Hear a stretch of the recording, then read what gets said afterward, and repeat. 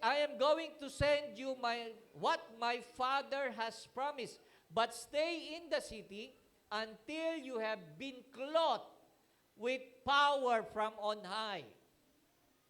Huwag kang alis, huwag kang uuwi nang hindi mo daladala ang pangako ng Panginoon na ang kasuotan ng kapangyarihan galing sa taas. Nako, nakaka-excite ito. Hindi aksidente na ikaw ay naparito. Maraming naging dahilan kung bakit ka naririto ngayon. At yung dahilan na yan ay meron pong tinatawag na kaparaanan.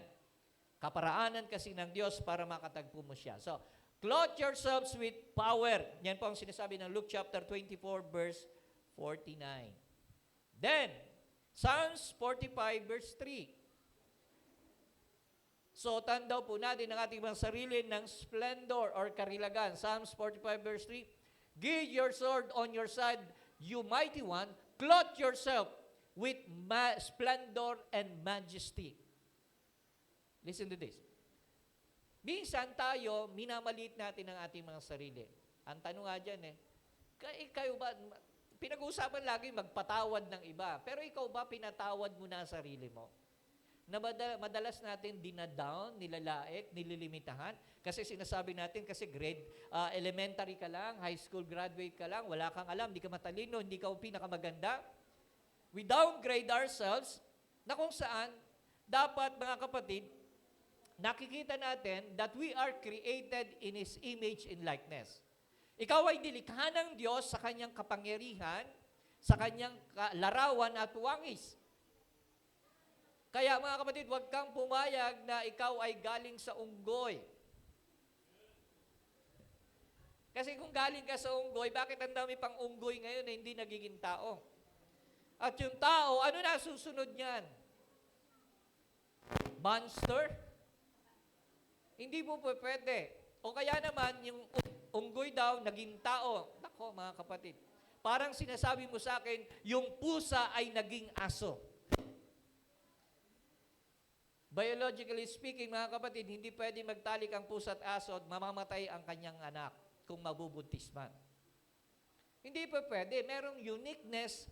Tayo ang likha ng Panginoon. We are not created by just a matter of thinking. We are created in an image of God.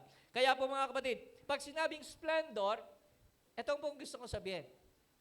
Ngayong narito ka, isipin mo lagi na ikaw ay anak ng Diyos. Sabihan mo nga ang iyong katabi, sabihin mo sa kanya, ikaw ay anak ng Diyos. Sabihin mo ulit, ikaw ay pinili, hindi ka pinagpilian.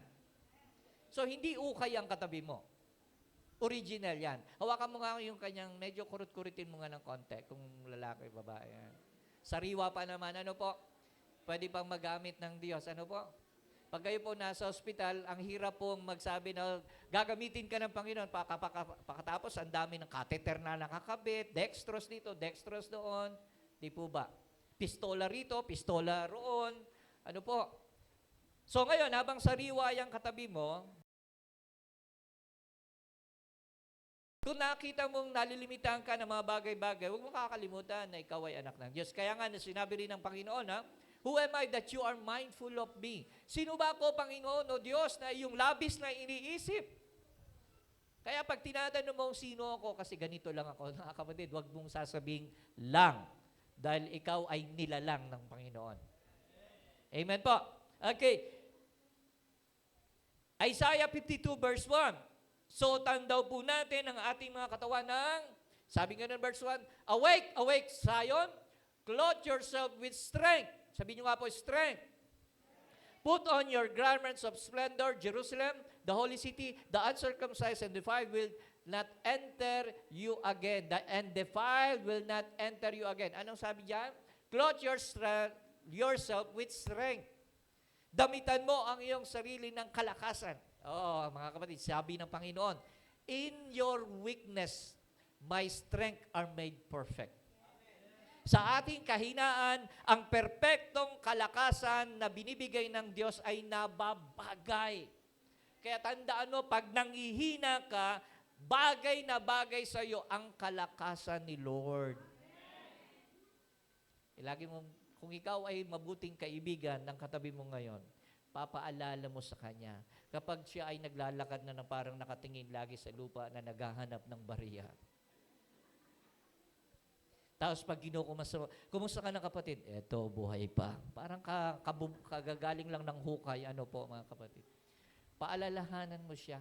Sasabihin mo sa kanya, kapatid, ang perpektong na kalakasan ni Lord ay sumasayo kapag nangihina ka. Amen?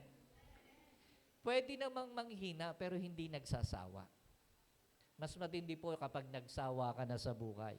Ano po, mga kapatid? So, with that strength, ano pa? Clothe yourselves, Romans 13:14. Romans 13:14. Ito po, matindi po ito.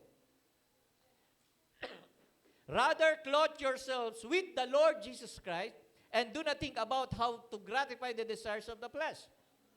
Sabi ganon, huwag mo masyadong pakanasahin itong pita ng laman. But, think of this thing. Sabi ganon, clothe yourselves with the Lord Jesus Christ.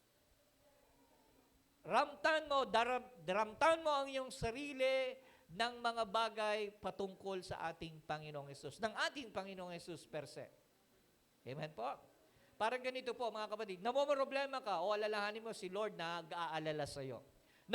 Nangihina ka o alalahanin mo siya ang nagsabi ang perpektong kalakasan binibigay niya. Kailangan mo na solusyon, alalahanin mo si Lord. Sabi niya, naparito siya para bigyan kayo ng buhay at ganap at kasisya.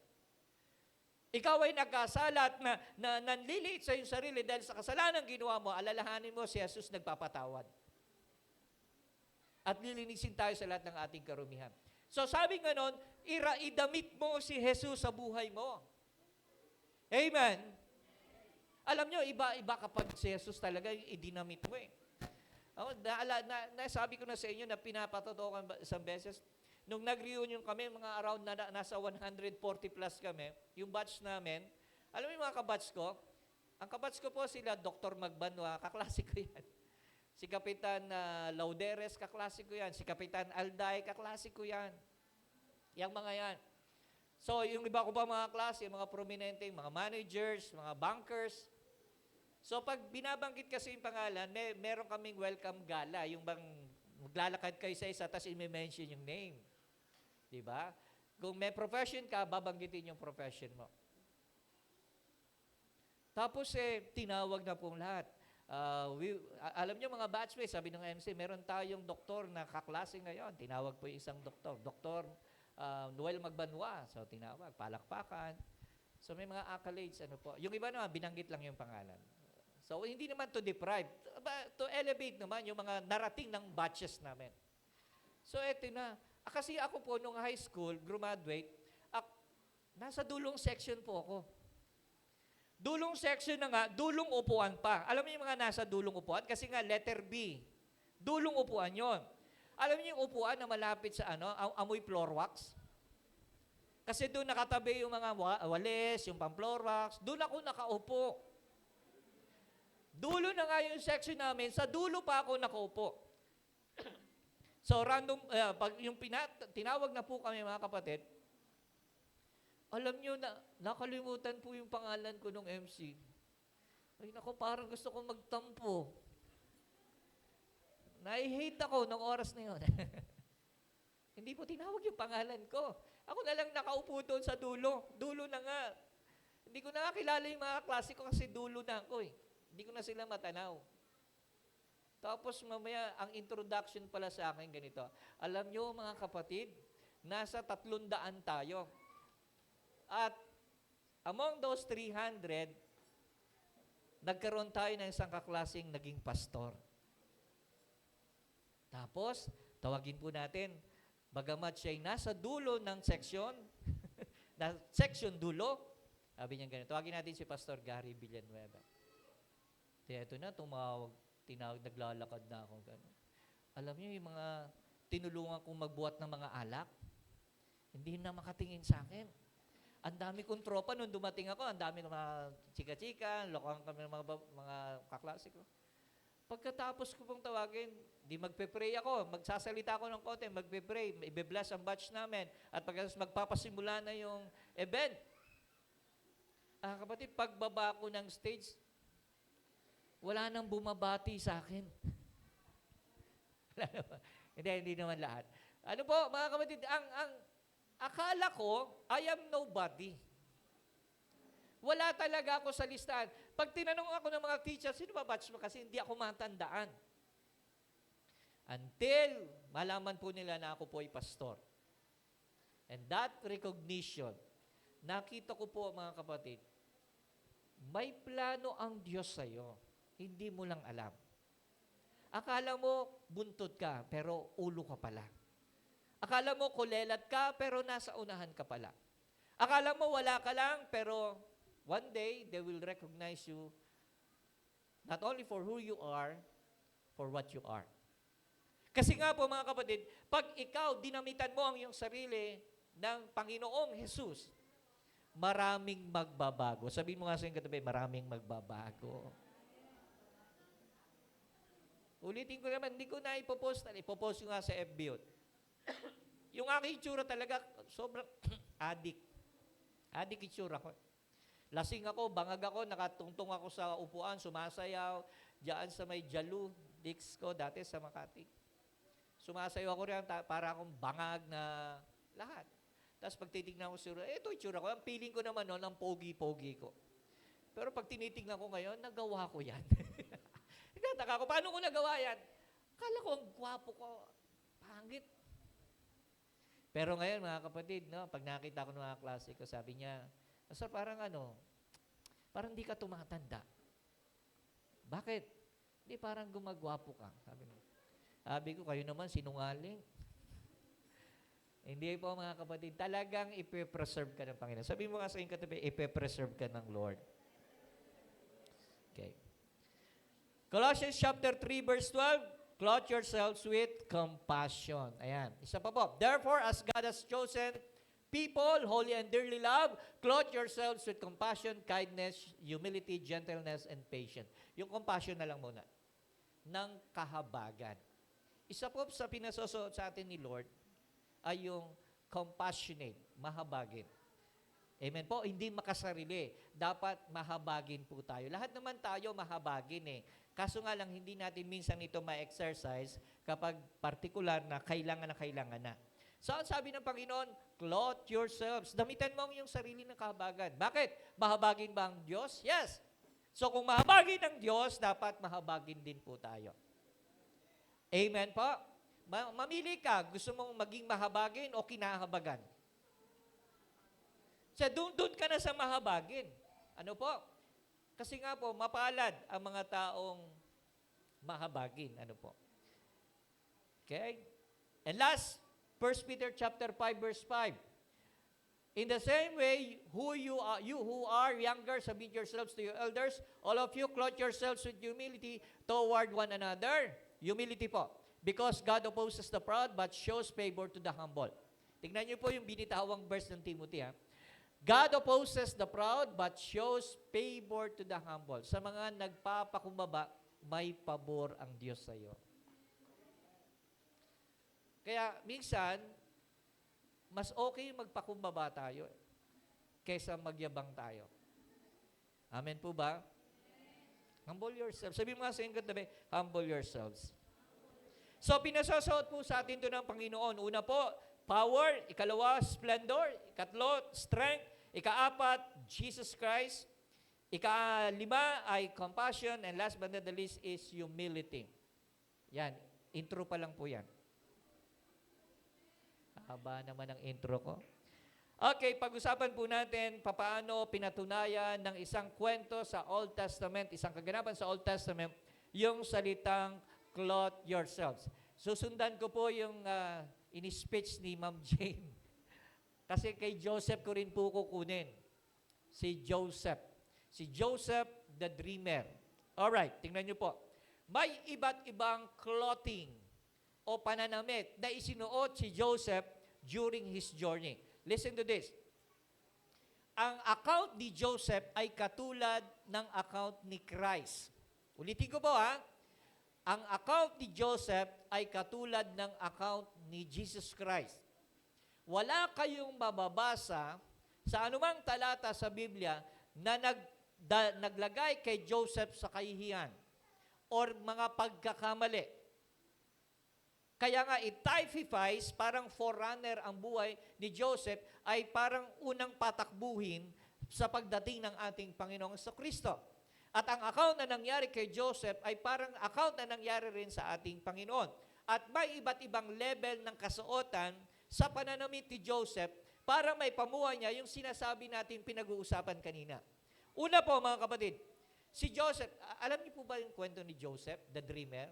Yung binenta siya ng kanyang mga kapatid, gusto sana siya una patayin, pero sabi ni Reuben, yung kanyang isang bunsong kapatid, na wag na natin ilagay sa ating kamay ang kamatayan ni Joseph, ibenta na lang natin siya, magkakapera pa tayo. So binenta si Joseph at pagkatapos yung mga Midianites, yung mga lakal, papuntang Ehipto, mga kapatid, binili nila si Joseph sa alagang 20 pilak at pagkatapos dinala ito si Joseph sa bahay ni Potiphar na isang buyer ng mga Midianites na ito, na itong si Potiphar ay isang opisyal ng Parao.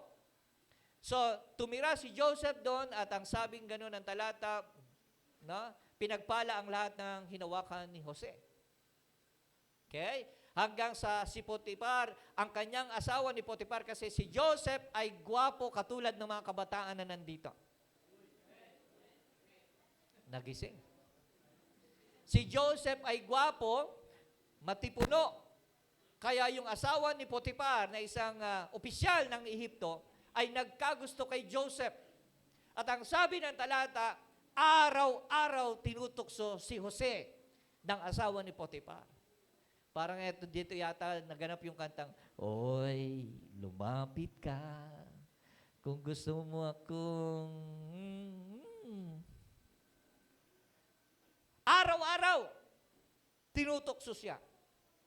Ang tanong, itong si Joseph, mga kapatid, tinatakbuhan itong asawa ni Potiphar. Bibihira na yata ang mga lalaking gano'n, no? Pero marami pa naman dito sa church. Amen.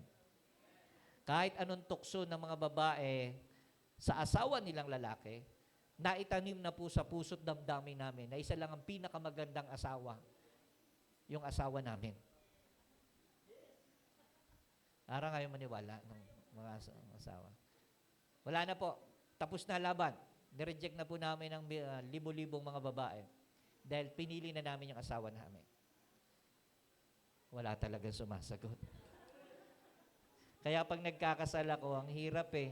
Alam nyo, yung pag nagkakasal ako, sasabihin, tatanungin ko, ikaw, babae, iniibig mo ba ang lalaking ito na buong puso mo siyang papakamamahalin at iibigin habang kayo nabubuhay? Sasagot siyempre yung babae, opo, pastor. O, yung lalaki pala, opo, pastor. Mamahalin daw na ba? Tapos pagtatanungin ko na yung lalaki, ikaw, lalaki, nangangako ka bang iibigin itong babae na yung pakakamahalin at ibigin habang ikaw ay nabubuhay? Ang sagot ng lalaki madalas,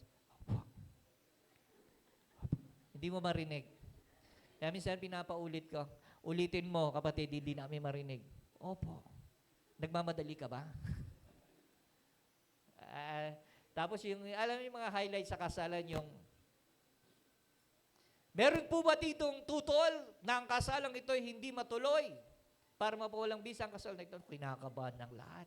Baka may magtaas ang kamay. Ako po, tutol, patay yung kasalan na yon. Kahit ang laki-laki ng handa mo, pag may isang tumutol doon, hindi pwedeng ituloy ang kasal. Kaya mga kapatid, alam nyo, si Joseph, hindi siya basta-basta. Hindi siya basta-basta. Alam niya, kung meron man siyang babaeng mamahalin, ay yung ibibigay ng Lord sa kanya. Amen po. Okay? So dito si Joseph ay tinukso at pagkatapos, tinakbuhan niya at siya po ay pinagbintangan. Okay. So bago ko po diretso yung pagkukwento kay Joseph, naalala niyo naman po kung sino si Joseph. Unang kasuotan ni Joseph, sa Genesis chapter 37 verse 3, ang unang damit sa level ng kasaysayan ni Joseph is the richly ornamental robes. Richly ornamental robes. Now, ano ba yung richly ornamental robes? A tunic that had different stones. Okay? Sabi nga noon, now Israel loved Joseph more than any of his brother. Si Israel po, si Jacob yan, yung tatay niya si Jacob. Loved Joseph more than any of his other son because he had been born to him in his old age, and he made an ornate robe for him. Okay, unang kasuotan sa kalalagayan po ni Joseph. Yung tinatawag na richly ornamental robes. Now, listen to this. Ano ang pwede nating i-take out sa lesson na ito? Una, kahit anong pagsubok meron ka, mapagtatagumpayan mo yan sa pamamagitan ng pagtatapat mo sa Diyos. Kahit anong pressure, mapagtatagumpayan mo yan kapag kasama mo ang Diyos. Okay, una po, the robe or the cloths of richly ornamental robes. Alam niyo po, from the very beginning, tayo po ay nakaranas ng specialty. Yung nagkaroon tayo ng pabor sa mga katabi mo, pabor sa mga kaibigan mo, nakakaranas po tayo nito. Na nararanasan po natin yung parang pinapahalagahan tayo. Amen po ba?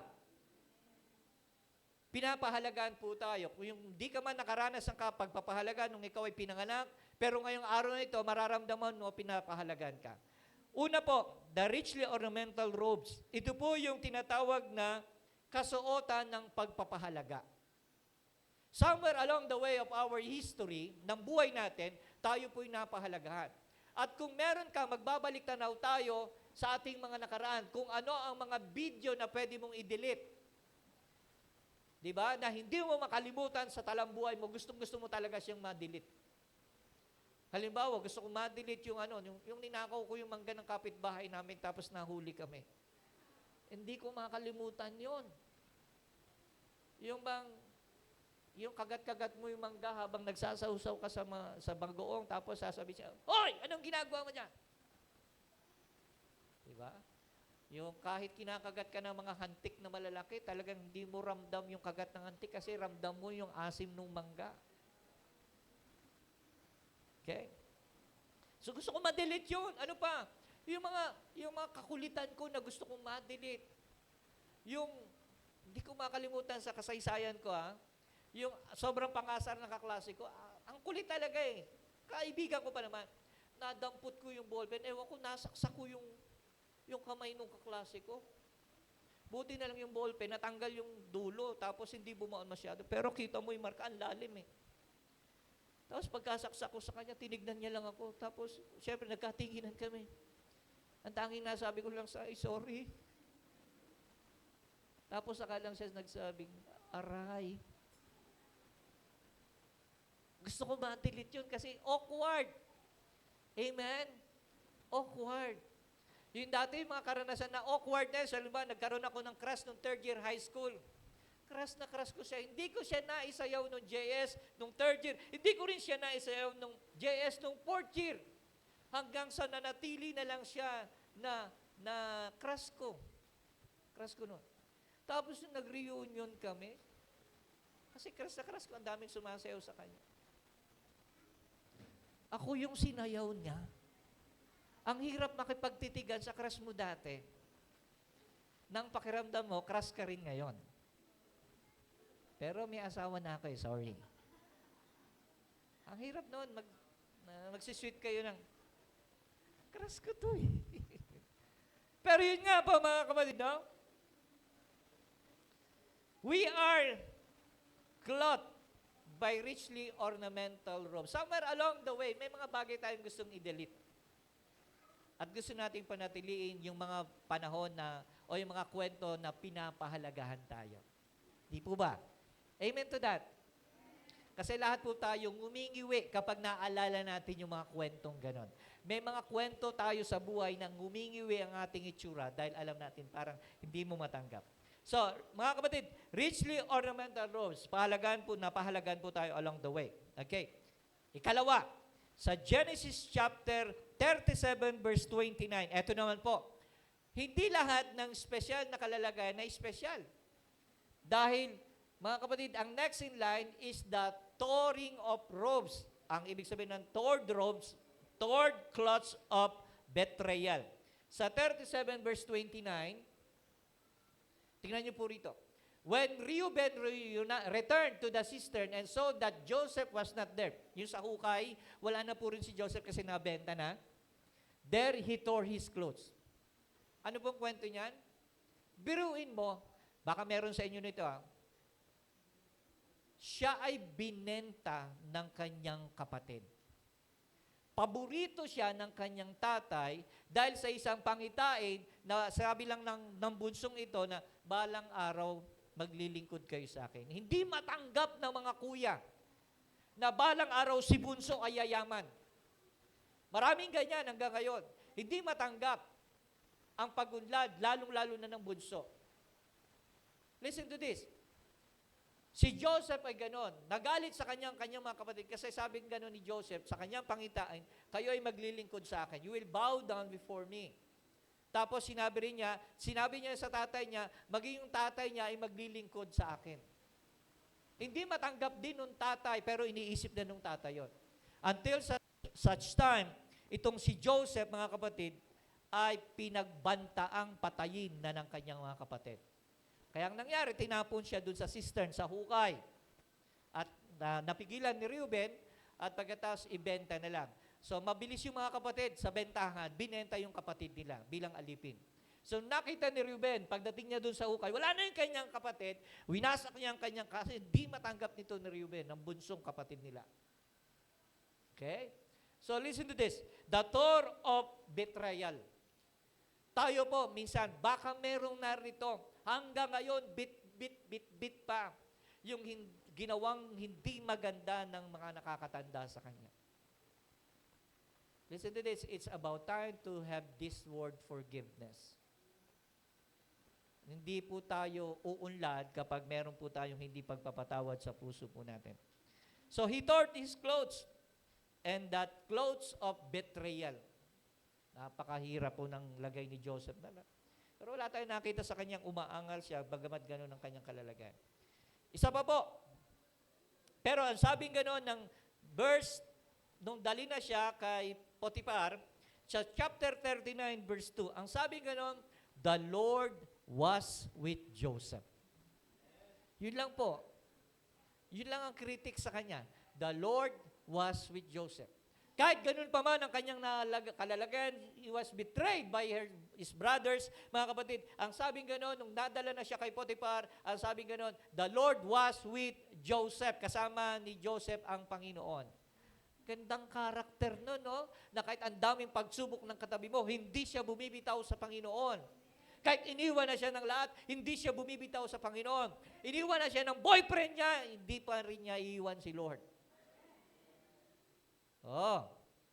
Ngayon mga kapatid, sa panahon natin ngayon, pag iniwan ng boyfriend, nagle-left the group sa group chat ng church. Andaling mag-left the group.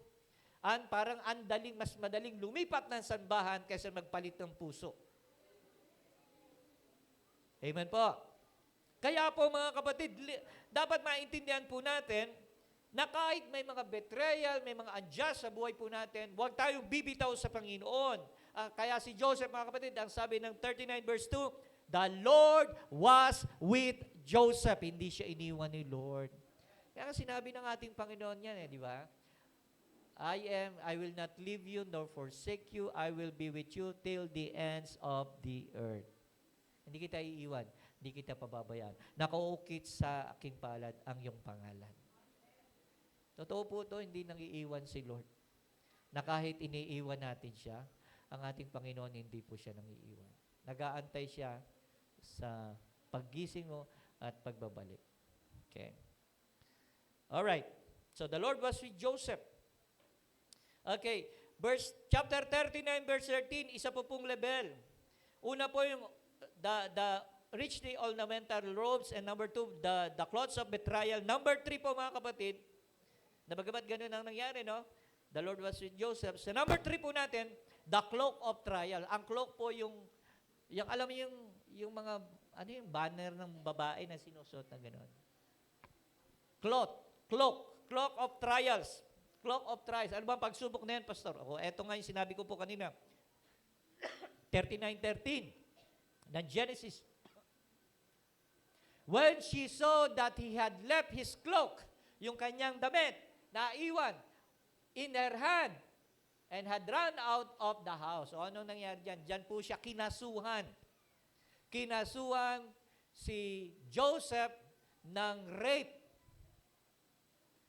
So, syempre, royalty itong asawa ni Potiphar, nagsubong kay Haring Potiphar, walang magawa sa Potiphar, kahit pinagpapala yung land at saka yung house ni Potiphar, walang magawa kundi ipakulong si Joseph.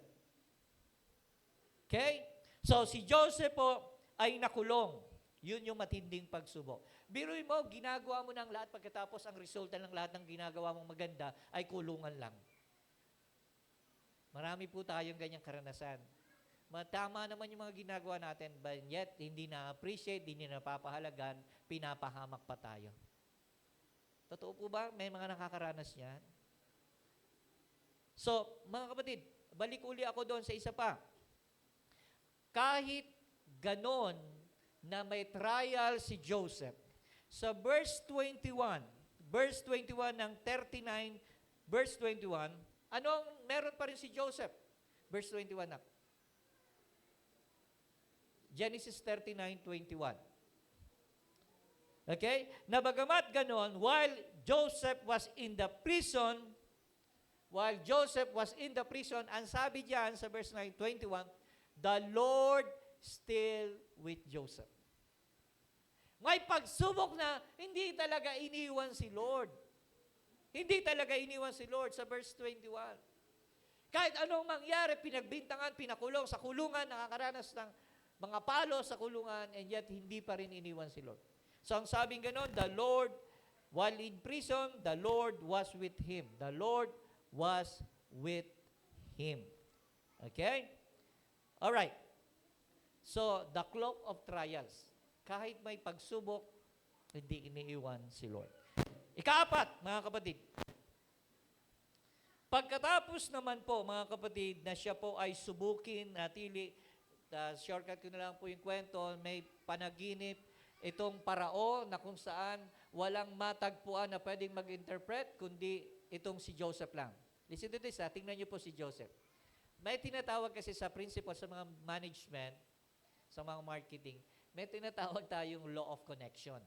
Pag sinabing law of connection, ito yung, may mga tao talaga na ang galing kumonek sa mga tao, mga rightful people. Kaya nga sinasabi ko dito, at siya nga pala, ibabalik ko rin ng Manager Smith, sa trabaho, huwag kang magkukwento ng sama ng loob mo sa kapwa mo trabahador na may sama rin ng loob. Mamamagalang ang pareho niyong sama ng loob. They are not the right person to talk to. Pag may problema ka sa trabaho mo, kausapin mo ang HR kagad. They are the right person. Kung hindi man yung HR, yung may-ari.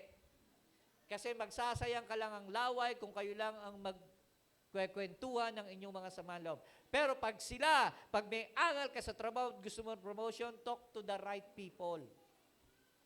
Amen. Kaya minsan, ang hirap talaga Kasi pag masama, pansinin niyo po ito, pag masama ang loob mo, madali makakuha ng kakampi. Pag nakakuha ka na ng kakwentuhan mo, sasama na rin ang loob nila. Uy, alam mo, yung kasister natin, yung pala may sama ng loob. Tignan mo, mapera siguro yan, no? Mapera yan. Bakit? Kita mo, laging nakarebahan.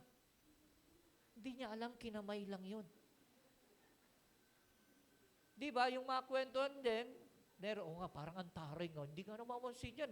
Sila lang magaganda nagsasama-sama Naku, nanganganak po yun, madali maghanap. Amen po. Kaya kapag talk to the right person, laging to the right person. Kaya may problema ka na, tapos magpapa-counsel ka sa isang taong magulo rin ang buhay. Paano yun? Dapat talk to the right person. May problema ka, lapit ka sa mga alam mong malalapit sa Diyos. Alam mo, mga taong nananalangin, mga taong walang iba kundi kundi maglingkod sa Panginoon at mamuhay ng may katuwiran sa harapan ng Panginoon. Yun ang mga pagkakausapin natin. Wala, gusto mong kakwentuhan, yung mga marites. Ako, mga kapatid, nagagalit ka. Nagagalit ka, pinost ka, parang ikaw pinatatamaan.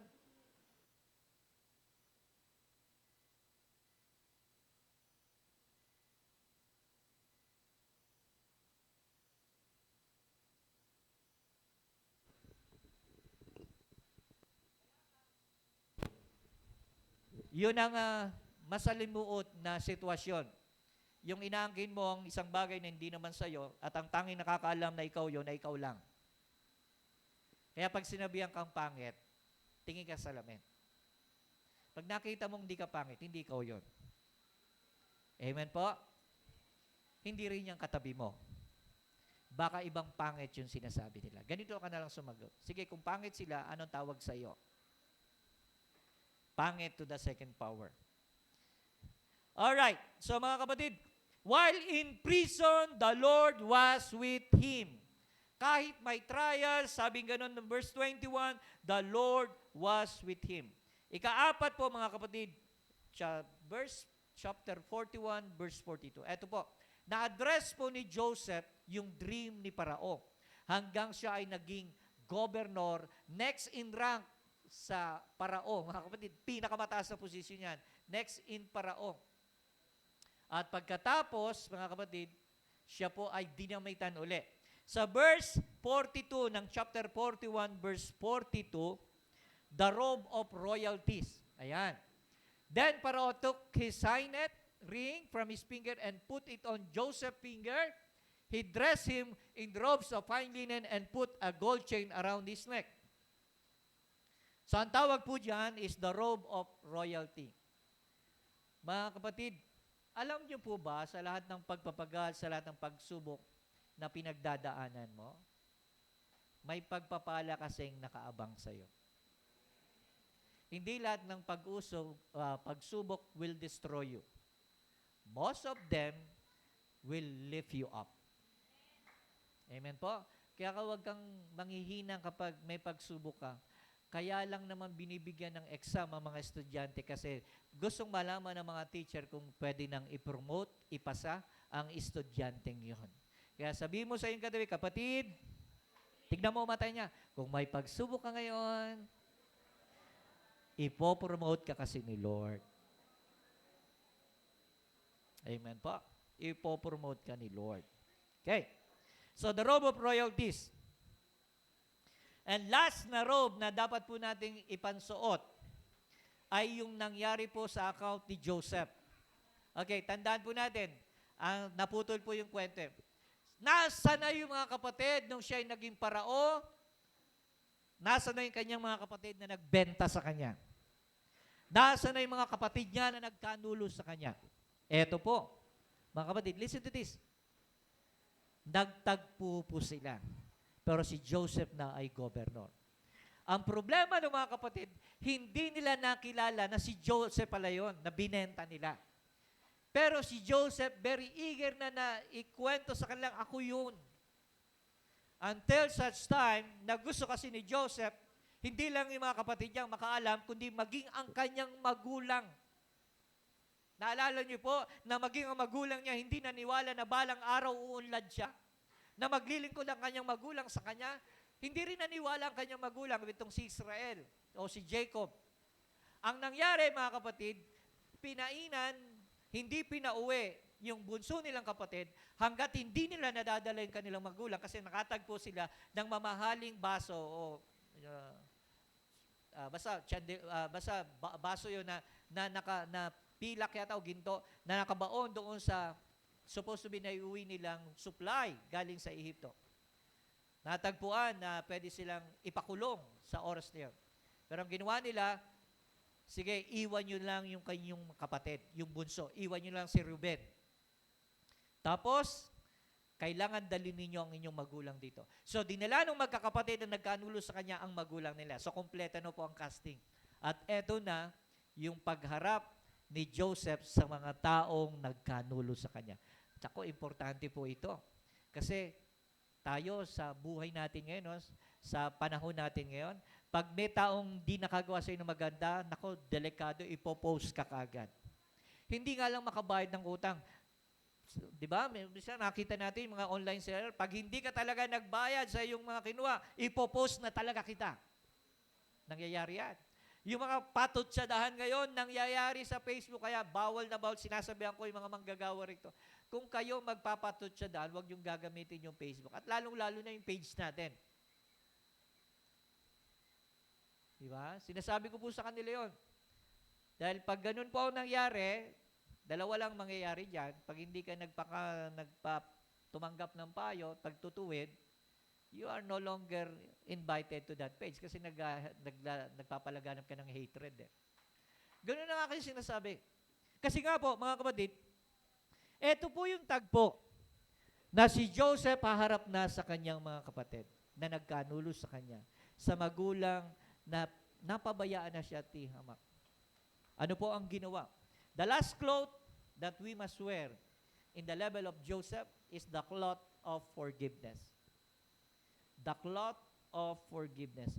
Sa chapter 45, verse 4 to 8. Chapter 45, verse 4 to 8. Basahin ko po. Then Joseph said to his brothers, "Come close to me." Then they had done so. So he said, sabi niya, eto na, tantrangan. Sabi ni Joseph, "I am your brother Joseph, the one you sold into Egypt. Ako ang inyong kapatid na ibinenta ninyo." Next. For 2 years now, okay, so next, verse 5. "And now do not be distressed and do not be angry with yourselves." Huwag niyong sisihin ang inyong mga sarili sa ginawa niyo sa akin. Sabi nga ganon. "For selling me here, because it was to save lives that God sent me ahead of you." May dahilan ang Diyos kung bakit nyo ginawa sa akin. Ito ay para magligtas ng marami. Next, verse 6. "For 2 years now, there has been famine in the land. And for the next 5 years, there will be no plowing and reaping." Wala pong nagbubunga kasi ng mga pananim. At nagkaroon po, sabi nga 2 taon pa at magkakaroon pa ng karagdagang tagutom. Verse 7. "But God sent me ahead of you." Dahil sa ginawa nyo, pinauna lang ako ng Lord. Ako, sarap talaga magpatawad. Alam nyo, ina-advance ka ni Lord pag nagpapatawad ka. "Pinauna lang ako sa inyo to preserve for you a remnant on earth." Para ihanda lang kayo. And to save your lives by a great deliverance. Para iligtas kayo balang araw. Last verse, mga kapatid, listen to this. "So then it was not you who sent me here, but God. He made me father to Pharaoh, Lord of this entire household, and ruler of Egypt." Tingnan niyo po ito. Kung sino pa yung binenta, kung sino pa yung pinagmalupitan, ay pinagmalasakitan ng Diyos. Pinagmalasakitan ng Diyos. Kaya nga, ikaw na napapagal at nabibigatan, sinasabi ng Panginoong Yesus, "Halika kayo mga napapagal at nabibigatan sa inyong pasanin, at pagpapahingay ko kayo." Alam niyo po, si Joseph, ang buhay ni Joseph ay katulad po ni Kristo. Sabi po ng 37 verse 1, Joseph was dearly loved. Dearly loved by his father. Sobrang mahal na mahal. Kaya nga, John chapter 3 verse 16, "For God so loved the world that He gave His only begotten Son." Sino yun? Si Jesus. Kaya nga, it typifies, parang yung kwento ni Joseph ay kwento rin ng ating Panginoong Jesus. Pinagkanulo ba si Jesus? Yes. Si Joseph pinagkanulo? Yes, ng kanyang mga kapatid. Si Joseph ba pinagkanulo? Yes. Sino lang natira sa tabi ni Jesus nung siya ipapako na sa krus? Nawala yung mga pinagaling niya, nawala yung mga pinagpala niya, pinalaya, nawala. Yung mga alagad niyang natira lang sa paanan niya ay si John, the beloved. Nawala na yung mga disciples na tinitrain niya. Di po ba? Sinubok ba itong si Joseph? Sinubok ba ang ating Panginoon? Yes, pareho silang sinubok. Tapos, ang ginawa ba ng ating Panginoon, bagamat tinutuya siya, sabi ng ating Panginoon, Ama, wag mo silang panagutin sa kanilang mga kasalanan. Hindi nila alam ang kanilang ginagawa. So, si Joseph, mga kapatid, hindi niya pinarunggitan ang kanyang mga kapatid. Hindi niya sinabing, ikaw kuya, sinuntok mo ko dito. Di ba? Ikaw, hinataw mo ko eh. Hindi ko makakalimutan yun. Ang sarap sanang sabihin sa tagpo nung magtagpo na sila, ano. Pero si Joseph, sabi niya, healed na yung puso niya. Sabi niya ganon, inalaw ng Lord na mangyari ito para sa ating lahat. Dahil para may maligtas na marami. Amen po. Kaya kung ikaw yung nabubuli sa family, sa mga tropa mo, humanda sila. Dahil balang araw, patatawarin mo lang sila. Amen. Alam niyo po, forgiveness. Dito po ako magsasara. Napakahirap na salita sa isang maikling pananalita lang. Magpatawad. Tayo po, mga kapatid, marami tayong pwedeng asuntuhin sa mga nangyayari sa atin. Pero alam nyo si Lord, kahit tayo'y makasalanan, ang sabi sa Biblia, yet while we will still sinners, Jesus died for our sins. Siya ay namatay para sa ating mga kasalanan. Kaya alam nyo po, tama lang na damitan natin ang ating sarili. Alam nyo, hindi kadugyot, hindi kaganda ang ating buhay. Alam niyo sabi ng Panginoon? Alam niyo sinasabi ng Lord? Humingi ka lang ng tawad sa Kanya. Ikaw ay lilinisin niya sa lahat ng iyong karumihan. Naalala niyo yung babaeng nakaraan topic natin na sabi ko, sino man sa inyo na may kasalanan, sabi ng talata, na siya unang bumato. Wala pong nagtangkang bumato. Sabi gano'n ng ating Panginoong Jesus, meron pa bang bumabato sa iyo? Sabi niya, wala na po. Kasi nag-aalisan yung mga tao eh. Sabi gano'n ng ating Panginoon, even I will not condemn you. Or kahit ako, sabi ng Panginoon, hindi kita hatulan. So bakit? Kasi yung repentive heart ng babae, yung pagsisisi, paghingi ng tawad ng babae, ay bumubura sa lahat ng kanyang nakaraan. Tayo po, gusto ng Lord maging blameless. O sa paanong paraan po, mga kapatid? Kapag tayo po hihingi ng tawad sa Kanya. Alam niyo po, hindi madali ang salitang pagpapatawad. Kasi every time, i-challenge siyang pagpapatawad. But still, make a commitment to God. Kasi ginagawa mo naman yan, hindi mo ginagawa para sa Kanya. Gagawin mo yan sa Panginoon at sa kinabukasan, meron ka. Kaya damitan po natin ang ating sarili ng iba't ibang kadamitan, ng karidagan, ng lakas ng ating Panginoon, ng kahabagan, ng pagpapakumbaba, at ng kapangyarihan ng ating Panginoong Jesus. Sabi ng Bible, it's not by might nor by power, but by the Spirit, says the Lord of hosts. Hindi naman ikaw ang gagawa nun eh. Hindi madaling magpatawad, pero tutulungan ka ng Espiritu Santo. Tutulungan ka ng Espiritu Santo na mapatawad at magpatawad. Amen po? Masarap po kasing lumakad sa ibabaw ng mundong ito na alam mo nakapagpatawad ka. Nakausap ko yung isang doktor dyan sa Manila Doctors, isang surgeon sa heart ailment. Sabi ko sa kanya, Doc, most likely, ano ang nagiging cause? Ano ang nagiging dahilan bakit marami pong nagkakaroon ng sakit sa puso? Alam niyo, sabi niya sa akin, sabi niya, I am not religious, pastor, pero we've determined scientifically ang lahat, karamihan, 70 to 80%, mataas yun, ng heart ailment ng tao ay galing sa sama ng loob. Sa sama ng loob. Sabi ko, bakit po nyo Dok nasasabi na maraming pasyente kayo ang dahilan ng masakit sa puso ay sa sama ng loob? Sabi niya, ganito yan, pastor.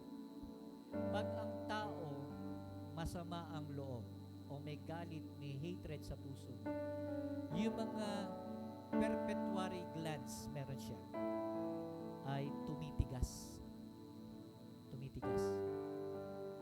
nahihirapan mag-flow yung tinatawag na mga blood vessels going to the heart ng isang tao. Kaya, pag nag-prolong yung sama ng loob niya, nagkukos na yon ng iba't ibang pagbara sa heart ng tao. That's why, ang tawag dyan, Pastor, merong enlargement of the heart.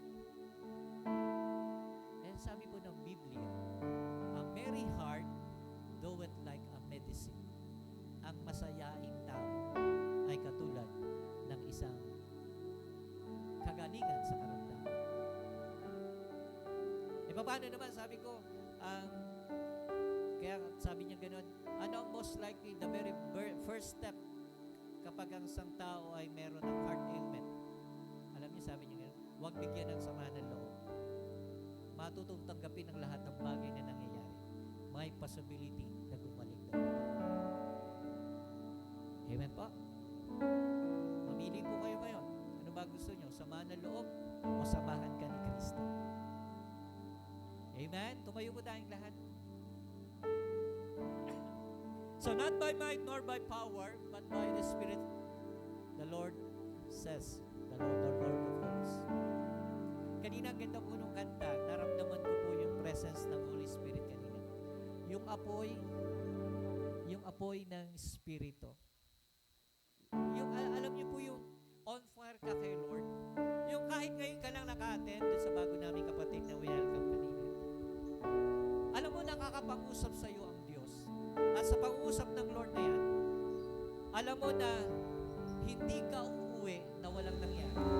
Alam mo may mangyayari. Alam mo na may pagpapatawad na mangyayari, may paglaya na mangyayari, may kalakasan, pagpapalakas na mangyayari ngayong umaga ito. Kasi po, hindi naman tayo